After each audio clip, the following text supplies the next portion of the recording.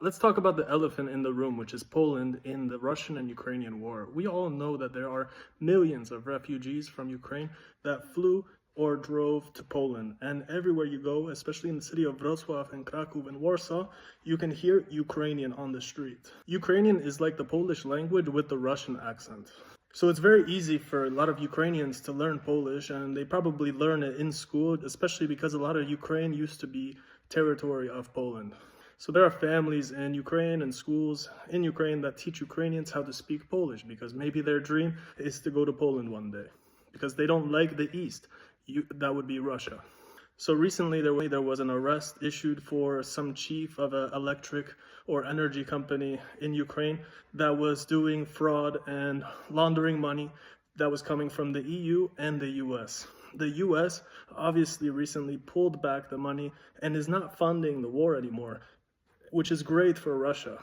On the other hand, there's a lot of corruption, especially in the EU, and the EU is sending our taxpayer money to Ukraine, which is getting laundered through these energy companies. A big problem that I'm experiencing in Poland is seeing a lot of Ukrainians my age that are perfectly capable of fighting the war in Ukraine, where they are on the streets in Poland, spending their money, driving their expensive cars, and not fighting for their country.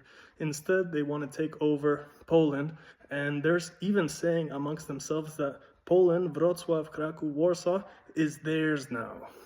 I don't really want to get too politically correct on this, and forgive me if I have Ukrainian followers, but look, this is a big problem, and we have to recognize this because we, Polish people, are being very generous with the Ukrainians that come over here because a lot of them do take a lot of the Polish people jobs, especially in Żabka. Like, there are Ukrainians that work there, not Polish people. And what does everyone think that is happening with our taxpayer money? Our quality of life is not getting better, but it's funding this war with Russia, okay? Why is Russia not backing down even though they have so many casualties? These wars make rich people richer and the poor people poorer. And we have to start a revolution because with what is happening with these Epstein files is ridiculous. And this fucking elephant in the room is tired.